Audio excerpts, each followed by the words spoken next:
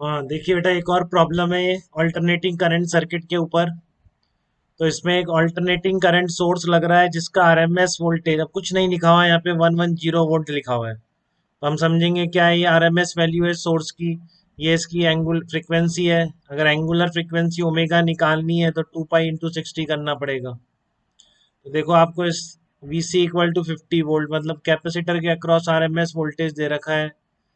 ये आपसे VR की वैल्यू पूछी है कि रेजिस्टेंस के across RMS value of potential difference क्या होगी। और कैपेसिटर की वैल्यू कैपिटल C पूछी है आपसे, जबकि आपको 110 दे रखा है, 50 वोल्ट दे रखा है।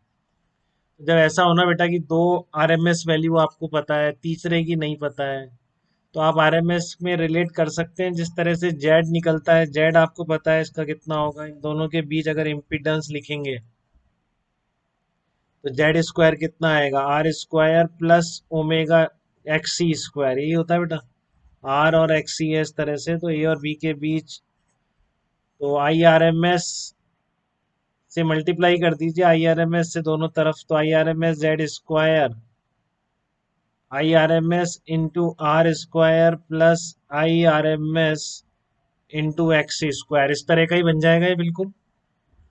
IRMS into Z², IRMS into R², तो ये क्या बन गया बेसिकली VRMS, जो ये लिखा हुआ है इन दोनों के बीच RMS वैल्यू इधर से लिखेंगे तो 110 ही आएगी ना।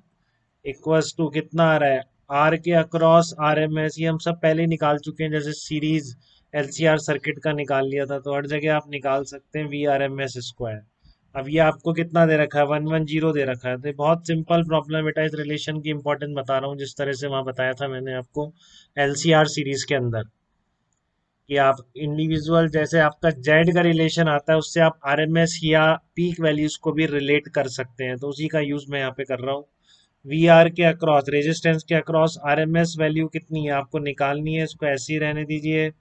प्लस कैपेसिटर के अक्रॉस आपको दे रखी है 50² वहां पर बन जाएगा, इसलिए ठीक है, वहां पर क्या बन गया है, 50² बन गया। अब आपको क्या करना है, इसके बाद VR RMS निकाल लीजिए आप। RMS की वैल्यू कितनी होगी, √110² माइनस 50² हो गया बेटा ये। ठीक है, √110² माइनस 50², आप इसको कैलकुलेट कर लीजिए कितना आएगा, ये 40√6 आएगा। 40√6 अप्रोक्सीमेटली 97.9, अप्रोक्सीमेटली 98 वोल्ट आप इसको कर सकते हैं।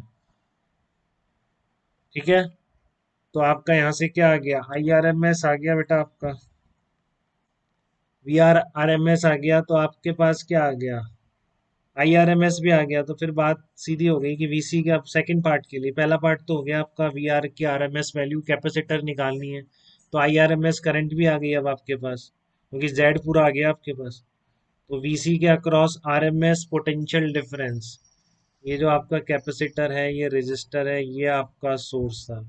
इस कैपेसिटर के अक्रॉस RMS वैल्यू क्या होगी, IRMS इंटू 1/ओमेगा C। IRMS आप लिख सकते हैं बिल्कुल, कितना आ जाएगा, 110/Z, 1/ओमेगा C, VC RMS। तो बस सारी ओमेगा भी गिवन है, तो यहाँ से आप C निकाल लीजिए बस, क्योंकि Z अब यहाँ से निकल जाएगा ना बेटा, R आ गया, तो Z की वैल्यू अब आ जाएगी √R² XC² प्लस R² आ जाएगी। तो यहाँ पर आपको XC प्लस R², अच्छा 50 दे रखा है, ठीक है, तो यहाँ पर R² प्लस XC², ये VC RMS पता है आपको 50 वोल्ट, जेड ये रख देंगे R² प्लस XC², और ओमेगा पता है। ठीक है, तो आपको यहाँ पर सी एक अननोन बचेगा बस। ये आप इसको भी XC रहने दीजिए, XC रहने दीजिए, और XC के लिए सॉल्व कर लीजिए इक्वेशन को। जेड में भी XC आ रहा है, देखिए आप, 110/√R² प्लस XC², इधर भी XC, ये आपको बताया, दोनों तरफ स्क्वायर कर देंगे, XC आ जाएगा। पहले आपका XC आ जाएगा, XC के बाद आप 1/ओमेगा C से C निकाल लेंगे। चेक कर लीजिए एक बार। सी के अक्रॉस आरएमएस वैल्यू पता है, 50 वोल्ट दे रखी है, कितनी होगी, IRMS इंटू जेड, जेड कितना है सी के अक्रॉस, 1/ओमेगा C XC के वक्त। तो यहाँ पर आपने IRMS को लिख दिया 110/जेड, जेड कितना, √R² प्लस XC²। तो आप यहाँ पे देख रहे हो एक ही अननोन XC बचेगा, क्योंकि ये दे रखा है आपको 50 वोल्ट। तो आपका XC भी आ जाएगा और C भी आ जाएगा।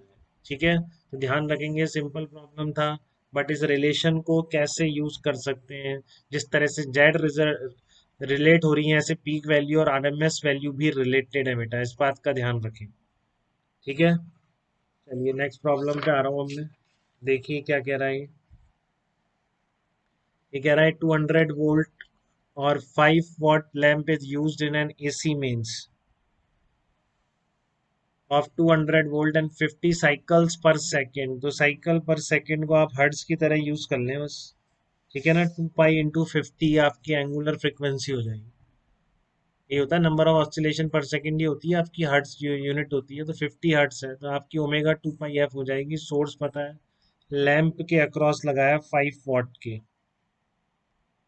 ठीक है, नहीं ये बेकार है, ये भी नहीं है वाट में